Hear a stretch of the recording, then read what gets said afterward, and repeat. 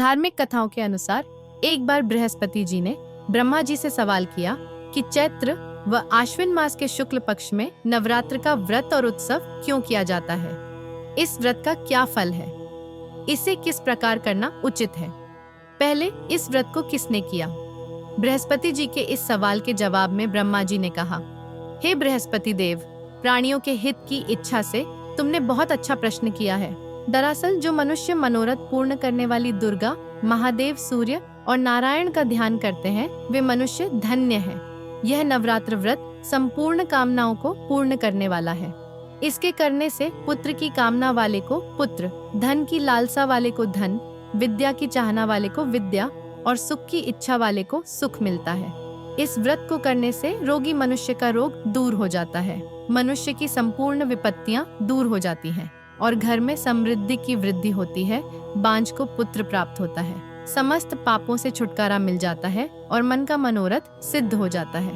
ब्रह्मा जी के अनुसार जो मनुष्य इस नवरात्र व्रत को नहीं करता वह अनेक दुखों को भोगता है और कष्ट व रोग से पीड़ित हो अंगहीनता को प्राप्त होता है। उसके संतान नहीं होती और वह धन धान्य से रहित हो भूख और प्यास से व्याकुल घूमता फिरता है तथा संज्ञाहीन हो जाता है। जो सधवा स्त्री इस व्रत को नहीं करती वह पति सुख से वंचित हो नाना दुखों को भोगती है। यदि व्रत करने वाला मनुष्य सारे दिन का उपवास न कर सके तो एक समय भोजन करिए और 10 दिन बांधवों सहित नवरात्र व्रत की कथा का श्रवण करिए। हे बृहस्पति देव, जिसने पहले इस महाव्रत को किया है वह कथा मैं तुम्हें सुनाता हूँ, तुम सावधान होकर सुनो। इस प्रकार ब्रह्मा जी का वचन सुनकर बृहस्पति जी बोले, हे ब्राह्मण, मनुष्यों का कल्याण करने वाले इस व्रत के इतिहास को मेरे लिए कहो, मैं सावधान होकर सुन रहा हूँ। आपकी शरण में आए हुए मुझ पर कृपा करो। ब्रह्मा जी बोले, प्राचीन काल में मनोहर नगर में पीठत नाम का एक अनाथ ब्राह्मण रहता था। वह भगवती दुर्गा का भक्त था। उसके संपूर्ण सद्गुणों से युक्त सुमति नाम की एक अत्यंत सुंदरी कन्या उत्पन्न हुई। वह कन्या सुमति अपने पिता के घर बाल्यकाल में अपनी सहेलियों के साथ क्रीड़ा करती हुई इस प्रकार बढ़ने लगी जैसे शुक्ल पक्ष में चंद्रमा की कला बढ़ती है।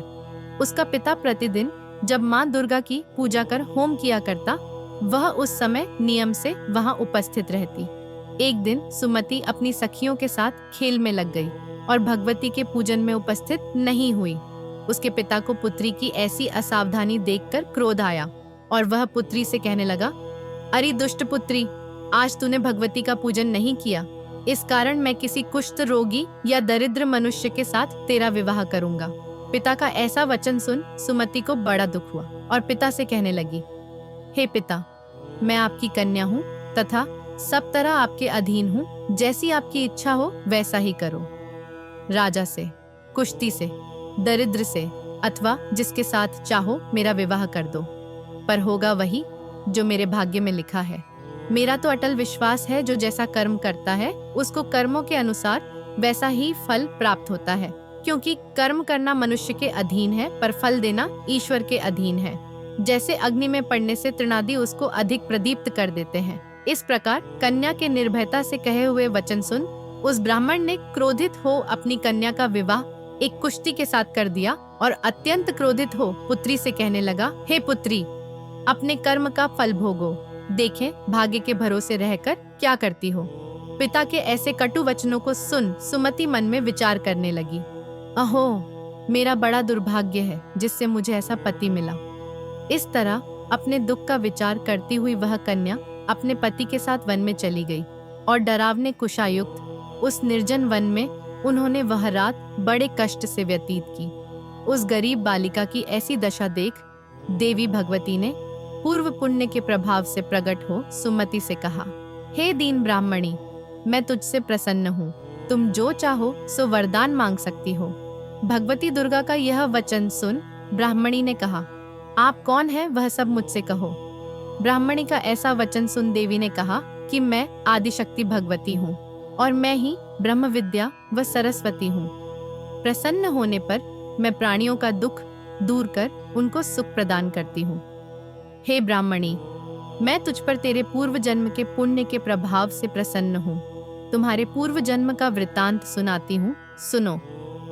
तू पूर्व जन्म में निषाद भील की स्त्री थी और अति पतिव्रता थी।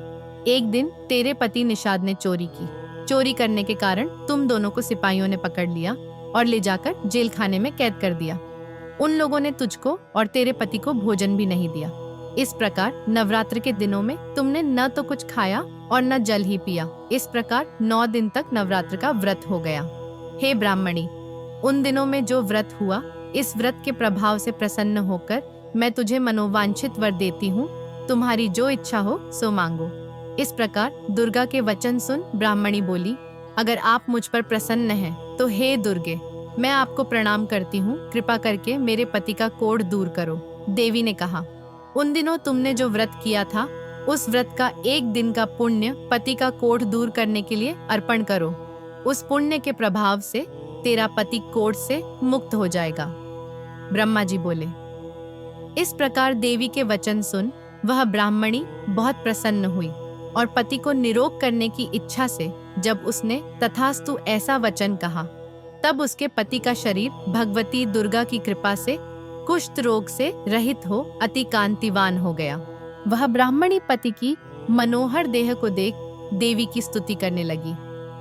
हे दुर्गे, आप दुर्गति को दूर करने वाली, तीनों लोकों का संताप हरने वाली, समस्त दुखों को दूर करने वाली, रोगी मनुष्य को निरोग करने वाली, प्रसन्न हो मनोवांछित वर देने वाली और दुष्टों का नाश करने वाली जगत की माता हो।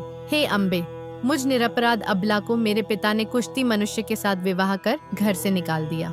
पिता से तिरस्कृत निर्जन वन में विचर रही हूँ। आपने मेरा इस विपदा से उद्धार किया है। हे देवी, आपको प्रणाम करती हूँ, मेरी रक्षा करो। ब्रह्मा जी बोले, हे बृहस्पति देव।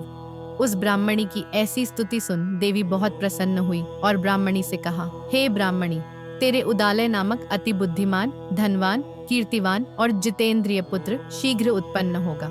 ऐसा वर प्रदान कर देवी ने ब्राह्मणी से फिर कहा कि हे ब्राह्मणी, और जो कुछ तेरी इच्छा हो वह मांग ले। भगवती दुर्गा का ऐसा वचन सुन सुमति ने कहा कि हे भगवती दुर्गे, अगर आप मुझ पर प्रसन्न हैं तो कृपा कर मुझे नवरात्र व्रत की विधि और उसके फल का विस्तार से वर्णन करें। इस प्रकार ब्राह्मणी के वचन सुन दुर्गा ने कहा, हे ब्राह्मणी, मैं तुम्हें संपूर्ण पापों को दूर करने वाले नवरात्र व्रत की विधि बतलाती हूँ, जिसको सुनने से मोक्ष की प्राप्ति होती है।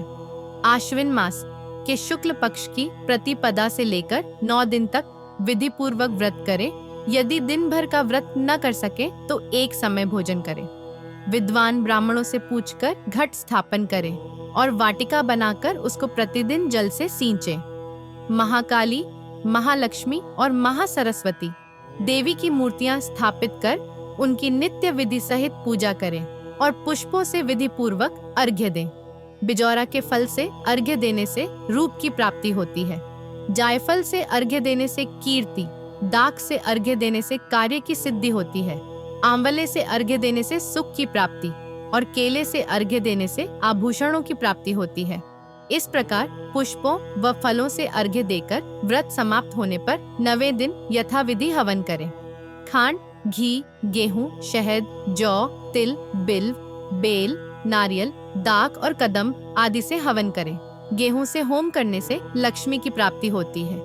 खीर एवं चंपा के पुष्पों से धन की और बेलपत्तों से तेज व सुख की प्राप्ति होती है। आंवले से कीर्ति की और केले से पुत्र की, कमल से राज सम्मान की और दाखों से संपदा की प्राप्ति होती है।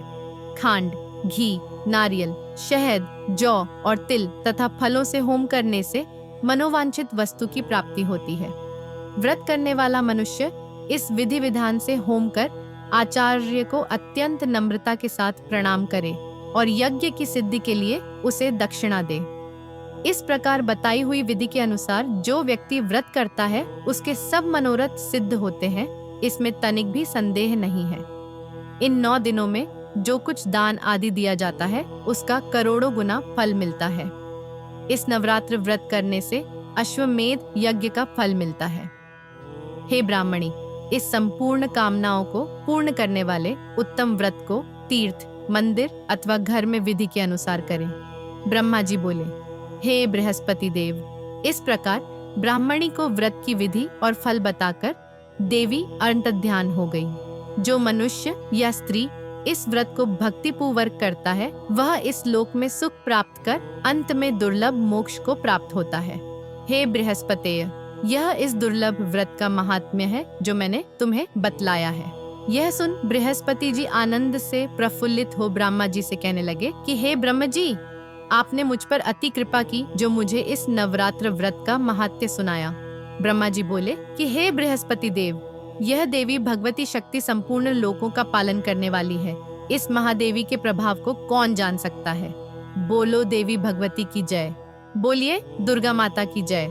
दुर्गा माता के सच्चे भक्त इस चैनल को सब्सक्राइब जरूर करें और इस कथा को अन्य माता के भक्तों के साथ भी शेयर करिए।